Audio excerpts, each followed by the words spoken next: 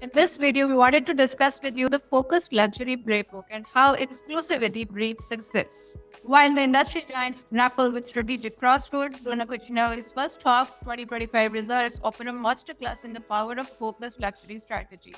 And then there is the gracious growth philosophy. Cucinelli's concept of sound and gracious growth represents a fundamental shift from the aggressive expansion strategies that have defined luxury in the recent past. With respect to Bruno Cucinelli, there is strategic validation across all key metrics.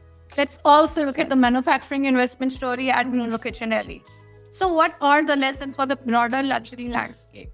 The anti-democratization model.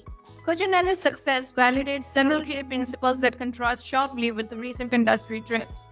Exclusivity over accessibility. Then there is craftsmanship over the marketing, investing in production capabilities, and then there is patient capital over explosive growth. After years of excessive prices and explosive growth at some companies, this is a moment of rebalance. There is also the regional strategy sophistication. The brand's geographic approach offers insights for a global luxury. Let's talk about the broader industry implications out here. First and foremost, there is validation of the strategic pace. Cucinelli's performance validates several trends that are reshaping luxury. Customer sophistication.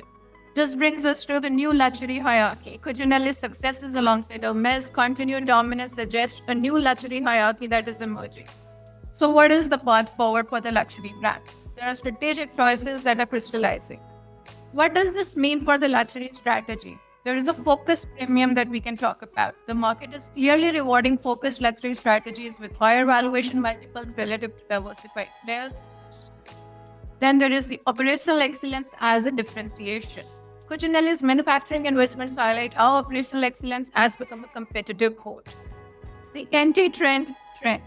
Perhaps most significantly, Cucinelli's approach represents the anti-trend success through deliberately not following the conventional luxury growth strategies. And this brings us to the recognition and future trajectory. There is industry validation that we can see. The British Fashion Council's Outstanding Achievement Award recognition, coupled with the documentary premiere and Harrods takeover, signals industry acknowledgement of Cucinelli's strategic vision. The demonstration effect. As Cucinelli continues executing this focused strategy with confirmed 10% growth guidance through 2026. So what's the bottom line? Bruno Cucinelli's first half 2025 results represent more than just financial success. The luxury industry strategic realignment continues, and focused players like Cucinelli are writing the playbook for sustainable luxury success in an increasingly complex global market. Choose exclusivity, choose focus, choose patience, and let authentic luxury find its natural market. We hope that you've enjoyed the preview edition of this topic. If you like this edition and you want to know more about the topic and understand it in detail, head on to pallavisehgal.com to see the full video on the topic.